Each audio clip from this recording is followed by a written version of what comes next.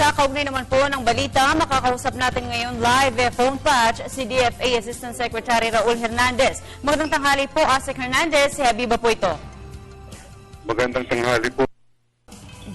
Alright, sir. Update naman po sa sitwasyon sa Egypt ngayon dahil alam po natin na nagkakagulo doon. So, sa ngayon, yung ating mga kababayan ay ligtas pa doon sa Egypt at nakikinig po sila sa ating mga advisories, yung mga panawagan na pinalabas ng ating embahada doon sa Cairo na mag-ingat at huwag lumabas at manatili doon sa kanilang mga apartments, sa kanilang mga bahay, mga tahanan, at kung maaari hindi pumunta doon sa mga lugar kung saan nangyayari yung mga protesta at mga kaguluhan.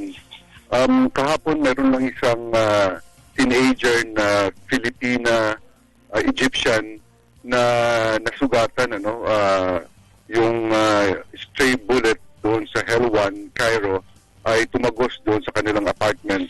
So nasugatan siya sa kanyang shoulder pero nandun na siya ngayon sa hospital at inaasikaso po yung kanyang kalagayan. Nabisita na rin po yung ating kababayan doon sa...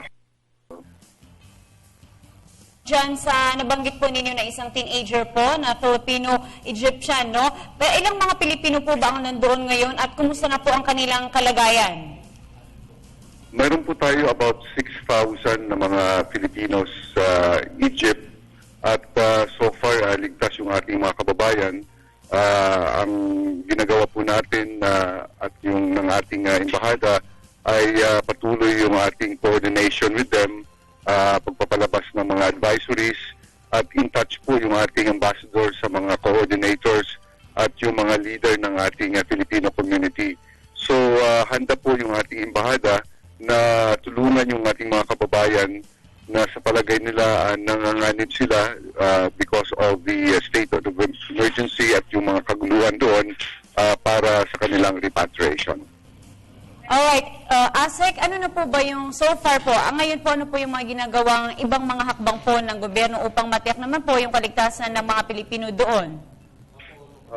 Gaya ng nasabi ko na kanina, yung coordination between the embassy and the coordinator, the leaders of the Filipino community ay patuloy na ginagawa at patuloy din yung pagbibigay ng mga advisory sa kanila.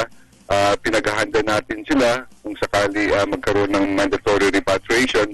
Pero sa ngayon po, ang ating alert level ay alert level 3, yung voluntary repatriation. At kung halimbawa yung isang OFW ay nanganganib at ang kanyang feeling ay kailangan niya umuwi na, tutulungan po natin ito at handa yung ating embahada na tulungan po sila. Alright, Asek, doon po sa para po sa hindi po nakakalam, pag sabihin po ba nating alert level 3, ano po bang ibig sabihin nito? Ibig sabihin voluntary repatriation, hindi pa natin lahat pinapauwi, pero kung mayroong mga OFWs, mayroong mga kababayan tayo na sa palagay nila nanganganib yung kanilang kaligtasan, pwede po sila humingi ng tulong para sa kanilang repatriation na papunta dito sa Pilipinas. Asek, panghuli na lang po, panawagan po sa mga Pilipino pong nagtatrabaho doon sa Egypt at sa mga pamilya nila na nag-aalala dito sa ating bansa. Well, sa ngayon po, patuloy yung mga protesta at mga posibilidad ng kaguluhan at karahasan doon sa Egypt. Mayroong mga demonstrasyon na pinaplano para sa araw na ito.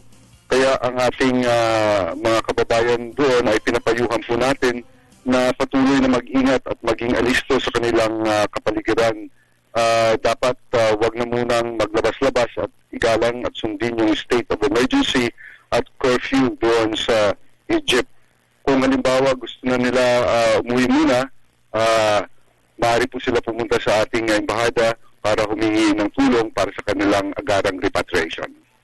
Alright, maraming salamat po, Asek Hernandez, sa inyong updates. Salamat din, Princess.